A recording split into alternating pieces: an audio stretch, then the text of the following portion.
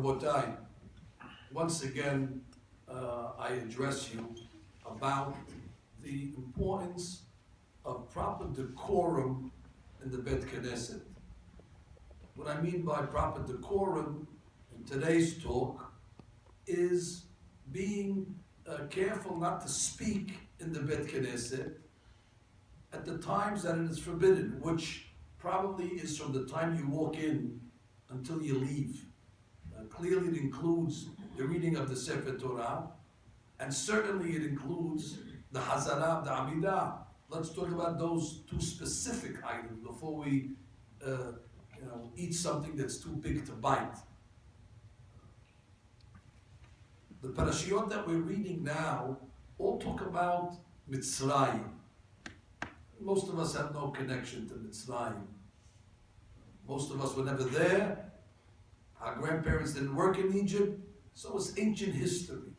But the Mekubalim, they learn a very important lesson from Mitzrayim by looking at the letters. Well, if you look at the first letter of the word Mitzrayim, it's a mem. It's called an open mem because it's a letter that starts the word. It's called mem patuah. Well, if you look at the last letter of Mitzrayim, it's also a mem, but that's a closed mem. We call it a mem sofit, or we call that mem satu.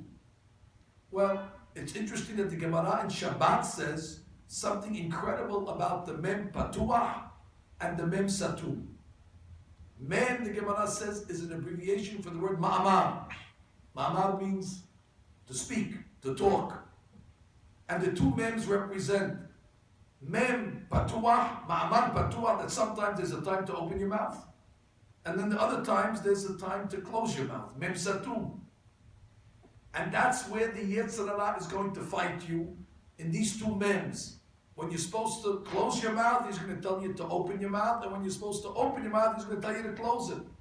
That's why the Mekubalim write that if you take the word Mitzrayim, the first mem is a mem patuah, the last mem is a mem satu, and the letters in between are the letters Yetzer, to come and tell you that that's where the fight of the Yetzer Hara is.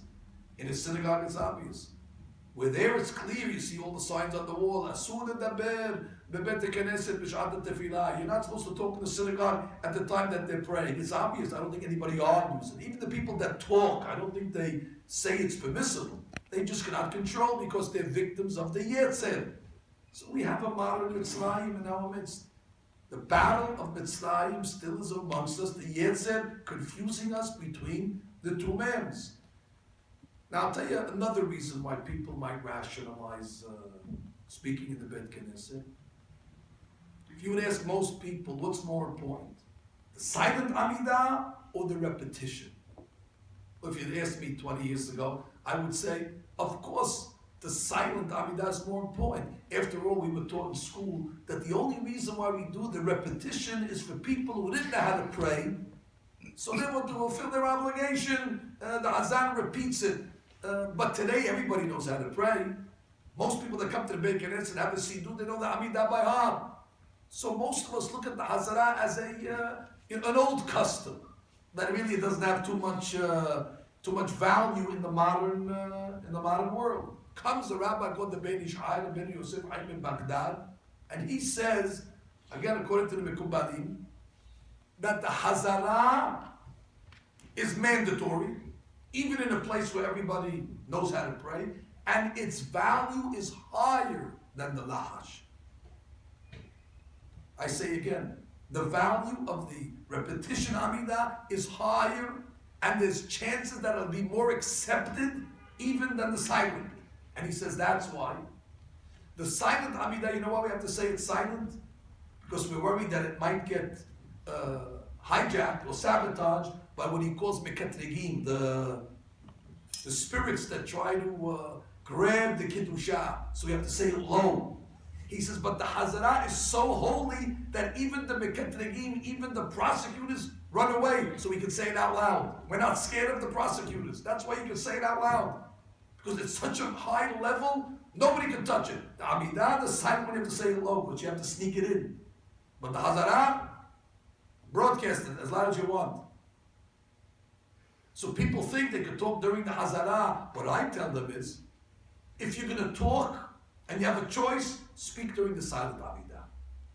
If you have something important to say and you're going to say it, better to talk during the silent Amidah. But you're in the middle of the silent Amidah, stop, go to your friend and talk to him.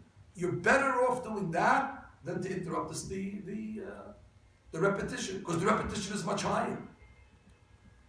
Now some of you will say, well, listen, I'm not a Kabbalist, so this doesn't talk to me. Well, maybe this one I'll tell you will talk to you.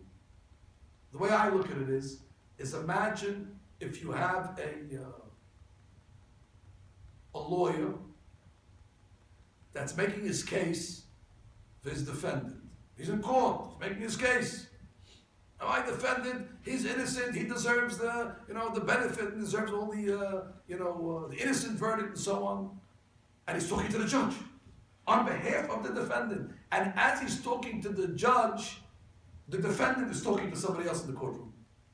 Or he's texting. Or he's fooling around, reading a book. So the judge calls the lawyer to the bench and says, come in. Your client is guilty. He says, how do you know he's guilty? You didn't let me finish the case. He says, look at his behavior. As you're petitioning for him, he's talking in the courtroom. That means he has no heart. He has no sense of what's going on over here. As you're petitioning and you're talking to me, his life is in my hands. And as you're talking to me to grant him a pardon, he's disinterested. Well, that's why I look at it the way the Hazan does the Hazara. When the Hazan is making the Hazara, he's petitioning God who's at the bench. And he's petitioning for us, we're the defendants. Give them wisdom, give them money, give them health. And what is the defendant doing as the lawyer is petitioning the judge at the bench? He's talking. So the judge says, are these people for real? As the judge is making his case, they're talking, they're not interested. So what should I give them a courtesy? Well, you don't have to be a mikubal for that to strike a chord in your heart. Last but not least, the reason why people talk in the Bet Knesset, I have to give them the benefit of the doubt. You've heard me say this many times. It's for a simple reason. They don't know what they're saying. They don't know what they're saying. The Sidur is no different than a Chinese newspaper. Now, how many days can a person be put in front of a Chinese newspaper and read words that he has no understanding what they mean, and you expect him to keep his attention?